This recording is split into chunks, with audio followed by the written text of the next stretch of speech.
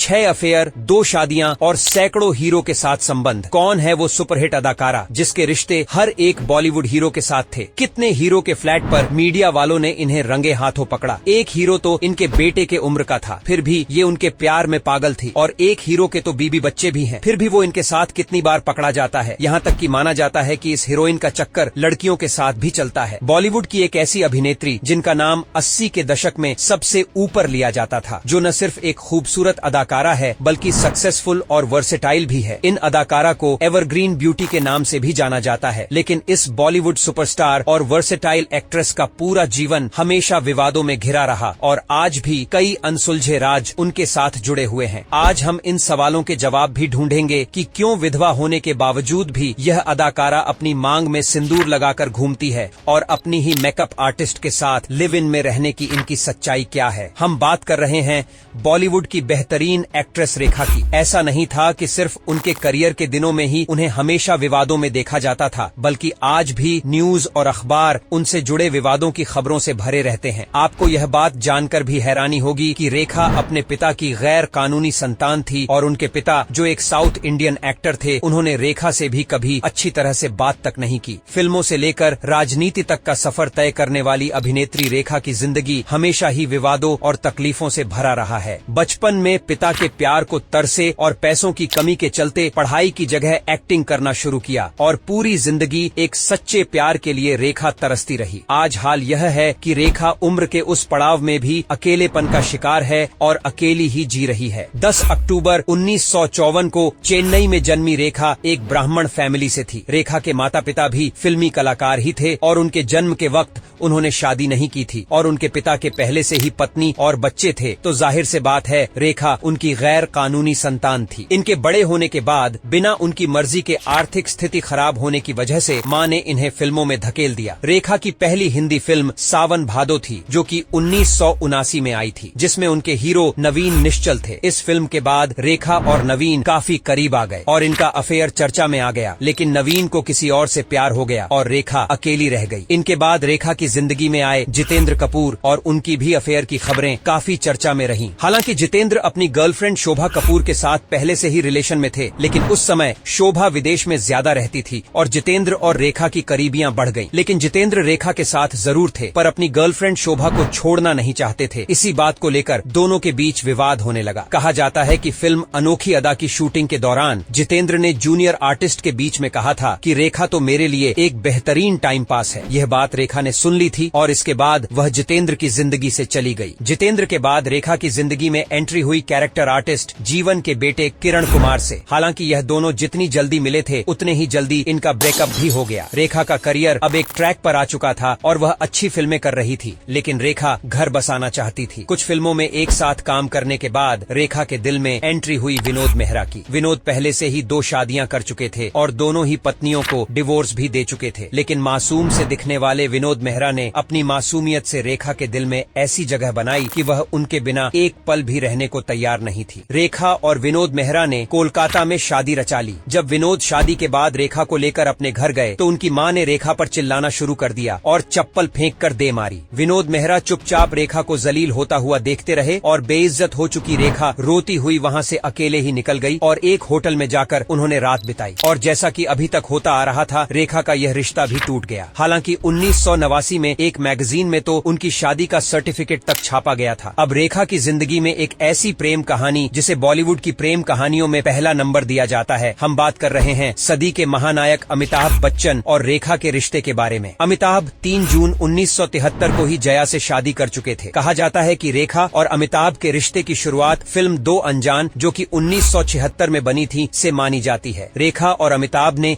एक के बाद एक 10 फिल्मों में साथ में काम किया और पर्दे के साथ साथ असल जिंदगी में भी दोनों इश्क में डूबे रहे। कई सालों तक तमाम अखबारों में उनके रिश्ते की खबरें छपती रहीं और यह दोनों इस नाजायज रिश्ते को जीते रहे। रेखा के ऊपर अमिताभ बच्चन का घर बर्बाद करने का आरोप लगता रहा, लेकिन इनको किसी आरोप से कोई फर्क नहीं पड़ता था। कहा जाता है कि अमिताभ और रेखा के अफेयर ने जया बच्चन को हिलाकर रख दिया था, खासकर तब जब नीतू कपूर और आर्शी कपूर की शादी में रेखा सिंदूर से मांग सजा और मंगलसूत्र पहने पहुंच गई थी। रेखा को ऐसे देखकर यह खबर फैल गई कि रेखा ने अमिताभ से शादी रचा ली है। कहा जाता है इसके बाद जया बच्चन रेखा को एक दिन अपने घर डिनर पर बुलाया और अमिताभ बच्चन बाहर शूटिंग के लिए गए हुए थे। रेखा की सोच के मुताबिक कुछ भी नहीं हुआ। जया बच्चन ने उन्हें बड़ी इज्जत से अपने घर खाना खिलाया और अच्छे से बात की, लेकिन रेखा के जाते वक्त उन्होंने सिर्फ एक बात कही कि मैं अमिताभ को कभी नहीं छोड़ूंगी। यह बात सुनकर रेखा वहाँ से चली गई और रेखा समझ चुकी थी कि अमिताभ उनके कभी नहीं हो पाएंगे। इसी बीच यश चोपड़ा ने अपनी फिल्म सिलसिला का ऐलान किया, जिसमें अमिताभ, जया और रेखा को एक साथ देखकर सभी हैरान रह गए। इस फिल्म ने आते ही सारे रिकॉर्ड तोड़ दिए थे। इसकी शूटिंग के दौरान अमिताभ और रेखा की दूरियां बढ़ने लगी थीं, लेकिन जब कूली फिल्म के दौरान अमिताभ बच्चन घायल हो गए और रेखा उनसे मिलने अस्पताल पहुंची तो जया ने उन्हें मिलने नहीं दिया और वही दिन उनके रिश्ते का आखिरी दिन बन गया। इसके बाद रेखा बिल्कुल अकेली हो गई थी, लेकिन कहा जाता है कि स्मिता पाटिल की मौत के बाद राज बब्बर जब अकेले पड़ गए तो उनकी और रेखा के करीबियां बढ़ने लगी थीं और दोनों रिश्ते में आ गए। रेखा ने जब राज से शादी के लिए कहा तो राज बब्बर ने साफ मना कर दिया। रेखा का दिल टूटता रहा और वह अपने करियर में आगे बढ़ती रही। अब तक रेखा का करियर आसमान छूने लगा था और वह इकलौती ऐसी अदाकारा थी जो पुरुष प्रधान बॉलीवुड में महिला प्रधान किरदार निभा रही थी। सुनील दत्त की पत्नी और संजय दत्त की मां नरगिस ने रेखा के ऊपर संजय दत्त को फंसाने के इल्जाम भी लगाए और उनकी शादी की चर्चा भी होने लगी थी, लेकिन यह रिश्ता भी टूट गया। इसके कुछ दिनों बाद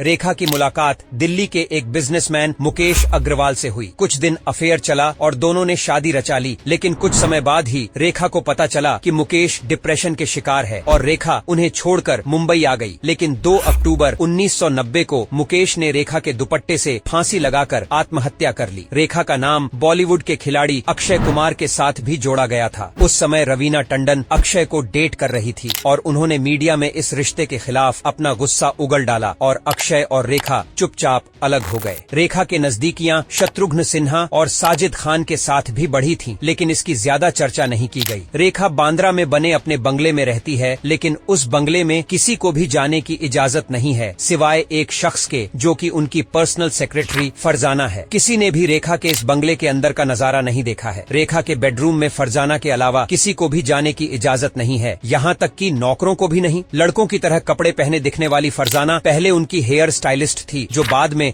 पर्सनल सेक्रेटरी बन गई। कहा जाता है कि दोनों के बीच सामान्य संबंध नहीं है, बल्कि पति पत्नी जैसे संबंध है। हालांकि सच क्या है यह तो नहीं पता, लेकिन आज भी फरजाना हर फंक्शन, इवेंट, पार्टी, हर जगह रेखा के साथ नजर आती है। रेखा का करियर तो सफलतम रहा, लेकिन उनकी निजी जिंदगी हमेशा ही दुखों और विवादों से भरी रही। उनकी जिंदगी के कुछ रहस्य ऐसे हैं जिन्हें आज तक कोई नहीं जान पाया।